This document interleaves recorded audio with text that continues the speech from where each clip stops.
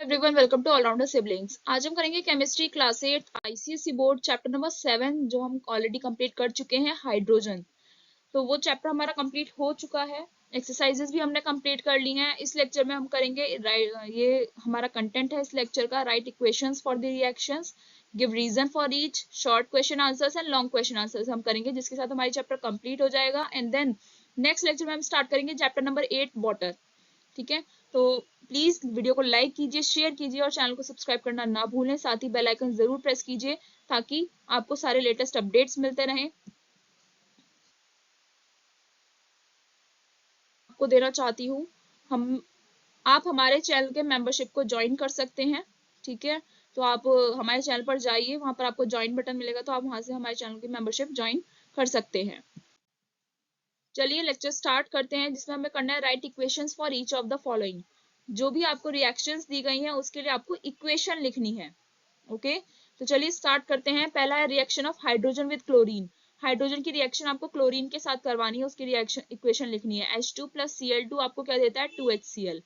Reaction of coke with steam to form water gas. Coke यानी कि carbon, steam हो गया H2O, रिएक्शन होगा तो आपके पास बनेगा CO, carbon monoxide and H2, that means hydrogen. Next है reaction of sodium with water. Sodium की रिएक्शन वाटर के साथ करवानी है, तो सोडियम हो गया 2Na और वाटर हो गया 2H2O, आपको मिलेगा 2NaOH यानी कि sodium hydroxide and hydrogen. Reaction of hydrogen with nitrogen, N2 + 3H2 gives you 2NH3। Hydrogen की रिएक्शन आपने नाइट्रोजन से करवाई तो आपको मिला अमोनिया। नेक्स्ट है reaction of zinc with dilute sulphuric acid, Zn + H2SO4, आपको मिलेगा ZnSO4 + H2। ठीक है, ये हमने इक्वेशंस लिख ली है। आई होप आपको समझ में आ गई है कि इक्वेशंस कैसे लिखते हैं। ये बहुत ही बेसिक टॉपिक है, ये आपको आना ही आना चाहिए। ठीक है, बैलेंसिंग भी आनी चाहिए, बहुत अच्छे से बैलेंसिंग सिखाई है। आपको समझ में आई नहीं आई ये जरूर कमेंट सेक्शन में बताना। ठीक है, और चलिए ये देखते हैं give reasons for each of the following, जिसमें सबसे पहला है hydrogen formed in volcanoes escape into space. जो हाइड्रोजन आपका वॉल्केनोज में बनता है वो स्पेस में एस्केप हो जाता है, स्पेस में चला जाता है। Because hydrogen is light. क्यों जाता है, क्योंकि हाइड्रोजन आपका weight, so it escapes easily from the atmosphere into space. तो वो इजीली हाइड्रोजन जो है एटमॉस्फेयर से स्पेस में चला जाता है क्योंकि उसका वेट बहुत हल्का है।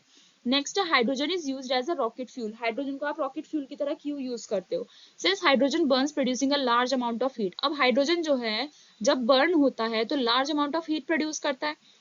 So the reaction between hydrogen and oxygen is used to fuel rockets. तो हाइड्रोजन और ऑक्सीजन के बीच में जो रिएक्शन होता है उसे यूज करके रॉकेट्स को फ्यूल किया जाता है, इसलिए हाइड्रोजन को रॉकेट फ्यूल की तरह यूज किया जाता है। नेक्स्ट है nitric acid is not suitable for the laboratory preparation of hydrogen from zinc granules. Nitric acid सही नहीं होता है जब हम हाइड्रोजन लैब में बना रहे होते हैं जिंक ग्रैन्यूल्स से, तो आप नाइट्रिक एसिड नहीं डाल सकते, सही नहीं है। मतलब क्यों, because it is a strong oxidizing agent, क्योंकि ये बहुत स्ट्रॉन्ग ऑक्सीडाइजिंग एजेंट है। ठीक है, ऑक्सीडाइजिंग एजेंट क्या होता है ये भी जरूर बताना कमेंट सेक्शन में क्या होता है। और ऑक्सीडाइजिंग एजेंट है जो क्या करता है, हाइड्रोजन को ऑक्सीडाइज कर देता है, और हाइड्रोजन ऑक्सीडाइज हो गया यानी कि हाइड्रोजन में ऑक्सीजन जुड़ गया तो वो बना लेगा वाटर। तो इसीलिए नाइट्रिक एसिड को आप हाइड्रोजन की प्रिपरेशन में यूज नहीं कर सकते। Hydrogen is used in cutting and welding. Hydrogen का आप यूज करते हो कटिंग एंड वेल्डिंग पर्पस के लिए। As the reaction between hydrogen and oxygen is highly exothermic. अब जो ये रिएक्शन होती है हाइड्रोजन और ऑक्सीजन के बीच में वो बहुत ज्यादा एक्सोथर्मिक होती है, यानी कि बहुत ज्यादा हीट प्रोड्यूस करती है, which is use to cut and weld metals using the heat produced. तो जो हीट प्रोड्यूस होती है उसे यूज करके मेटल्स को कट किया जाता है और उनकी वेल्डिंग करी जाती है। ओके, इसीलिए हाइड्रोजन को कटिंग एंड वेल्डिंग पर्पस के लिए यूज किया जाता है। नेक्स्ट है hydrogen is collected by the downward displacement of water. Hydrogen जो है आप कलेक्ट करते हो वाटर का डाउनवर्ड डिस्प्लेसमेंट करवाकर। Since hydrogen is lighter then water, अब हाइड्रोजन का वेट जो है वाटर से भी लाइट है, और हाइड्रोजन जो है वाटर में इनसॉल्युबल होता है, मिक्स नहीं होता है, so it is collected by downward displacement of water. तो इसीलिए इसे हम डाउनवर्ड डिस्प्लेसमेंट से कलेक्ट करते हैं।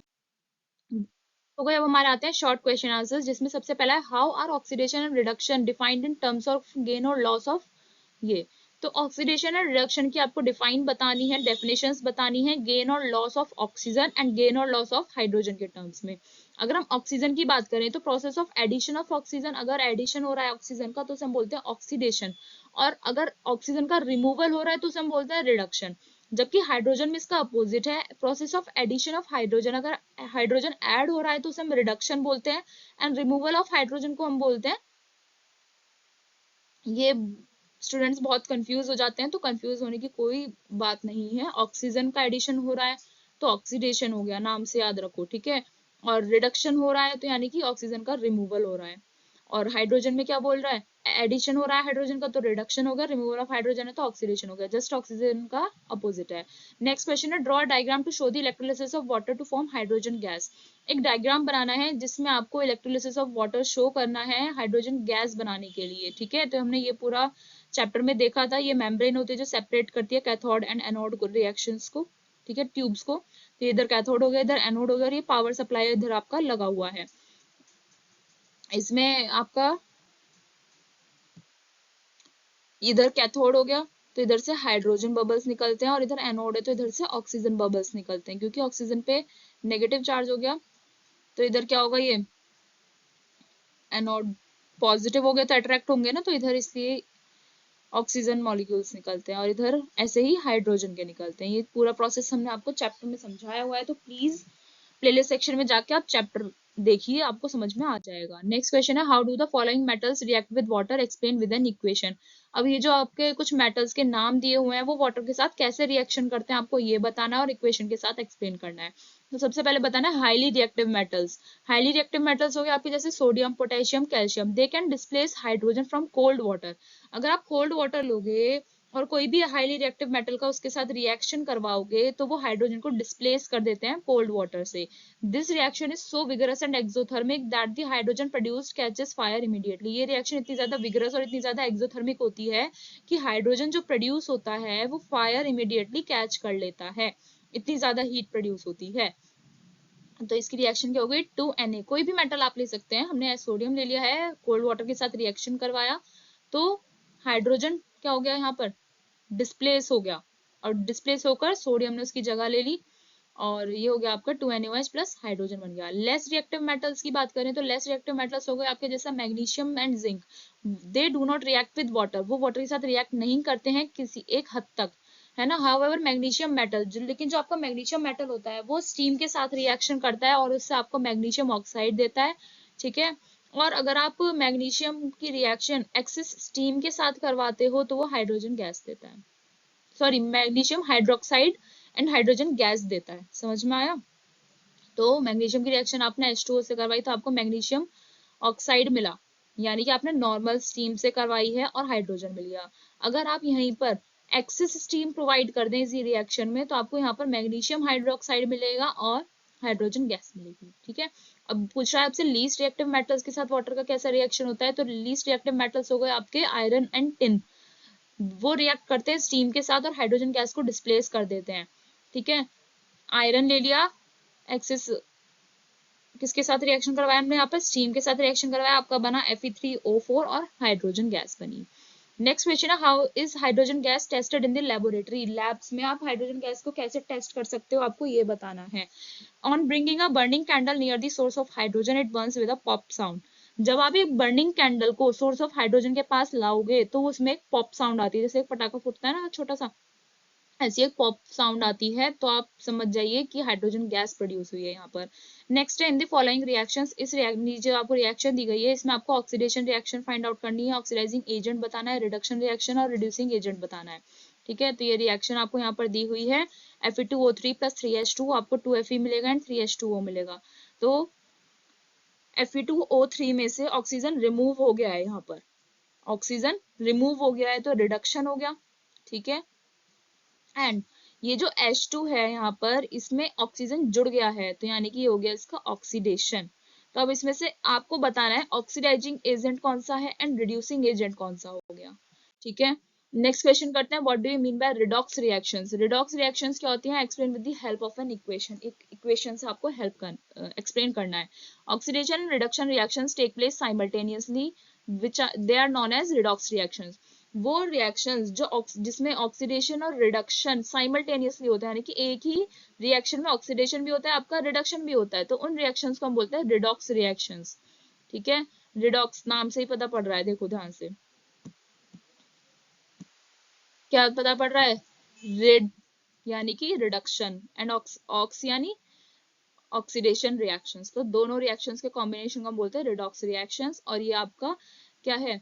Fe2O3, ठीक है, प्लस 3CO आपको मिलेगा 2Fe प्लस 3CO2। तो इसमें रिडक्शन भी हो रहा है, ऑक्सीजन रिड्यूस हो गया, रिमूव हो गया, और इसमें ऑक्सीजन ऐड हो गया, तो ये हो गया आपका ऑक्सीडेशन। आई होप आपको शॉर्ट क्वेश्चन आंसर्स समझ में आ गए हैं। अब हम करते हैं लॉन्ग क्वेश्चन आंसर्स, जिसमें सबसे पहला describe the laboratory preparation of hydrogen with the help of well labelled diagram. Hydrogen को आप लैब्स में कैसे प्रिपेयर कर सकते हो वो आपको डिस्क्राइब करना है, और एक उसका डायग्राम भी बनाना है। डायग्राम तो हमारा ये रहा, ओके। अब इसमें आपको क्या करना है? To prepare hydrogen in the laboratory, आपका एम हो गया कि आपको क्या करना है? लेबोरेटरी में हाइड्रोजन प्रिपेयर करना है। इसमें आपको मटेरियल्स चाहिए, कॉनिकल फ्लास्क, थिसल फनल ये वाली होती है आपकी, ये वाली जो लगी हुई है यहाँ पर, ठीक है। एक कॉर्क चाहिए, glass tube, trough of water, ठीक है, ट्रफ ऑफ वाटर हो गया, वाटर ट्रफ लिख रहे हैं ना यहाँ पर, glass jar, beehive shelf, zinc granules, dilute sulphuric acid आपको चाहिए। प्रोसीजर में क्या करना है? Place some zinc granules in the conical flask. ये जो आपका कॉनिकल फ्लास्क है यहाँ पर, इसमें कुछ जिंक ग्रैन्यूल्स रखने हैं, जैसे आपको यहाँ पर दिख रहे हैं। Fix the cork on it, उस पर कॉर्क फिक्स कीजिए, and insert thistle funnel into the cork. Cork में ना आपका होल होना चाहिए, तो जब वो कॉर्क आप उस कॉनिकल फ्लास्क पर फिक्स कर दोगे तो उसमें आपको थिसल फनल सेट करनी है। Fix one end of the glass tube in the conical flask. Glass tube जो है उसका एक एंड आपको किस में रखना है?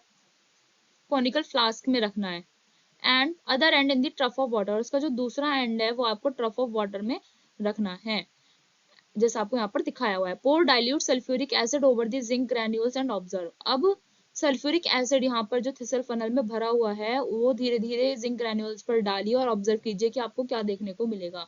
तो ऑब्जर्वेशन कंक्लूजन आपका आएगा, brisk effervescence is observed in the conical flask followed by bubbles coming out from the water trough. एक ब्रिस्क एफरवेसेंस देखने को मिलेगा कॉनिकल फ्लास्क में, ठीक है, और उसके बाद वाटर ट्रफ में से वाटर बबल्स, सॉरी बबल्स यहाँ से आने शुरू हो जाएंगे। Since hydrogen is lighter then water, अब आपको पता है हाइड्रोजन से हल्का, वाटर जो है हाइड्रोजन से, सॉरी हाइड्रोजन हल्का होता है वाटर से, और हाइड्रोजन जो आपको वाटर में इंसॉल्युबल होता है, so it is collected by displacement of water. तो इसलिए आप हाइड्रोजन कलेक्ट कर सकते हो बाय डिस्प्लेसमेंट ऑफ वाटर। ये डिस्प्लेसमेंट ऑफ वाटर हो रहा है। The gas when tested with a burning splinter, और ये जो गैस आपकी निकल रही है इससे अगर आप बर्निंग स्प्लिंटर से टेस्ट करोगे तो वो पॉप साउंड से बर्न होगी, और ये आपको कंफर्म करती है कि ये आपकी हाइड्रोजन गैस है। तो आप इस तरीके से लैब में हाइड्रोजन प्रिपेयर कर सकते हो। नेक्स्ट क्वेश्चन है, how is hydrogen manufactured from Coke. Hydrogen को आप कोक से कैसे प्रिपेयर कर सकते हो? तो कोक से जो प्रिपेयर करते हैं वो आपका बोश प्रोसेस कहलाता है। Hydrogen is manufactured by Coke in 2 steps. Hydrogen जो हम मैन्युफैक्चर करते हैं कोक के द्वारा वो 2 स्टेप्स में करते हैं, जिसमें पहला स्टेप है when steam is passed over red hot Coke at a temperature of about 1200 degree Celsius, a mixture of carbon monoxide and hydrogen is manufactured which is called water gas। जब आप steam pass करते हो red hot Coke पर से और उसमें आप temperature देते हो 1200 डिग्री सेल्सियस का, तो एक मिक्सचर बनता है कार्बन मोनोक्साइड का और हाइड्रोजन का, और उस मिक्सचर को हम बोलते हैं वाटर गैस। यानी कि आपको बोश प्रोसेस में सबसे पहले स्टेप में वाटर गैस बनानी होती है। वाटर गैस बना ली, ये पूरी आपकी क्या हो जाएगी? वाटर गैस है, कार्बन मोनोक्साइड प्लस हाइड्रोजन, ठीक है। सेकंड स्टेप में अब इसमें से आपको हाइड्रोजन तो सेपरेट करना पड़ेगा, ये दोनों तो मिक्सचर बना है ना, मिक्सचर बोल रहा है, तो यहाँ से आपको हाइड्रोजन क्या करना है? सेपरेट करना है कार्बन मोनोक्साइड से। तो सेपरेट करने के लिए क्या करोगे?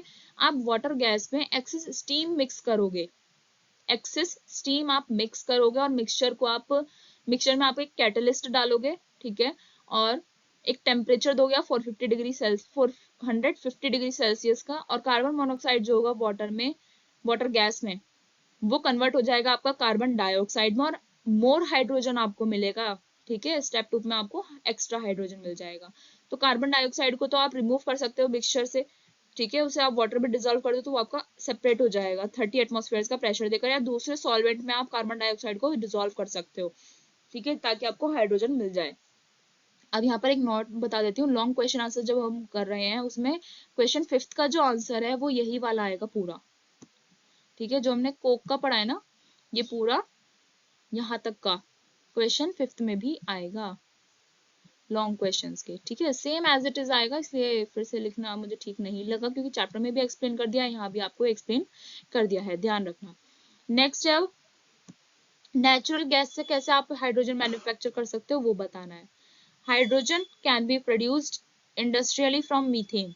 नेचुरल गैस यानी मीथेन से आप हाइड्रोजन प्रोड्यूस कर सकते हो। This process is fast and replaces the Bose process. ये प्रोसेस बहुत फास्ट होती है और बोश प्रोसेस के रिप्लेसमेंट में आप इस प्रोसेस को यूज कर सकते हो, क्योंकि मीथेन यहाँ पर चीप होता है। आपका मीथेन नेचुरल गैस जो है वो बहुत सस्ती होती है और प्रोसेस को बहुत इकोनॉमिकल बना देती है। ठीक है, इन इस प्रोसेस में स्टीम को आप नेचुरल गैस के साथ मिक्स करते हो और मिक्सचर को आप निकल कैटलिस्ट में पास करते हो 800 डिग्री सेल्सियस टेम्परेचर देके, और जिसमें कार्बन मोनोऑक्साइड और हाइड्रोजन बनेगा। ओके, सेकंड स्टेप जो है वो आपका बोश प्रोसेस के जैसा ही होता है, जहां पर कार्बन मोनोऑक्साइड की रिएक्शन आप एक्सेस स्टीम के साथ करवाते हो और कार्बन डाइऑक्साइड और मोर हाइड्रोजन उसमें प्रोड्यूस होता है। तो ये आप इस तरीके से नेचुरल गैस से हाइड्रोजन मैन्युफैक्चर कर सकते हो। ये रिएक्शन हो गई इसकी CH4 प्लस H2O, आपको मिलेगा CO प्लस 3H2, यानी कि नेचुरल गैस की रिएक्शन स्टीम के साथ करवाई तो आपको मिला carbon monoxide and hydrogen. Carbon monoxide plus hydrogen जो मिला था, मिक्सचर जो मिला यानी कि वाटर गैस जो मिली, उसको आपने स्टीम के साथ रिएक्शन करवाई तो आपको मिला carbon dioxide and more hydrogen, excess hydrogen मिला। नेक्स्ट क्वेश्चन है describe what happens when sodium react with water. आपको ये डिस्क्राइब करना है कि क्या होता है जब सोडियम वाटर के साथ रिएक्शन करता है। तो ये एक्टिविटी के थ्रू हम बताएंगे। इसमें आपको ऑब्जर्व करना है कि वाटर पर सोडियम का क्या एक्शन होता है। मटेरियल्स इसमें आपको क्या क्या चाहिए, एक ट्रफ चाहिए जिसमें हाफ वाटर भरा हुआ हो, स्मॉल पीस आपको सोडियम का चाहिए और एक पेयर ऑफ टोंग्स चाहिए। प्रोसीजर में क्या करना है, एक स्मॉल पीस ऑफ सोडियम को आपको टोंग्स से पकड़ना है और drop it carefully into the trough of water. और जो आपके पास ट्रफ ऑफ वाटर है ना, उसमें आप उस स्मॉल पीस ऑफ सोडियम को आप पुट कर दीजिए, डाल दीजिए।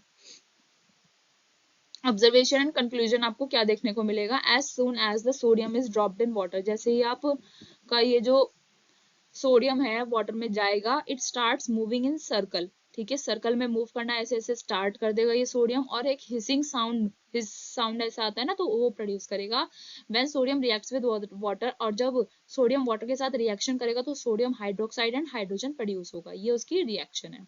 ठीक है, जब सोडियम एंड वाटर का रिएक्शन होता है तो सोडियम हाइड्रोक्साइड बनता है एंड हाइड्रोजन बनता है। Next, describe what happens when hydrogen gas is passed over hot lead oxide. Hot lead oxide पर अगर आप हाइड्रोजन गैस पास करते हो तो क्या होगा। तो इसमें आपको यही ऑब्जर्व करना है, to observe the reduction of lead oxide using hydrogen gas. Reduction करवा रहे हो आप इसमें लेड ऑक्साइड का हाइड्रोजन गैस को यूज करके।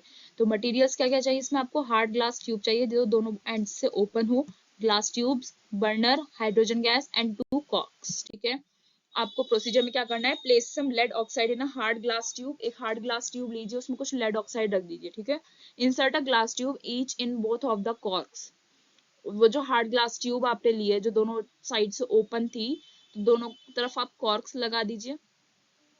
ठीक है, कॉर्क लगाने के बाद एक दोनों साइड एक ग्लास ट्यूब आपको एंटर करनी है and fix them on the sides of the hard glass tube. और वो जो ग्लास ट्यूब्स आपने लिया वो हार्ड ग्लास ट्यूब के साइड्स पर आप उन्हें फिक्स कर दीजिए।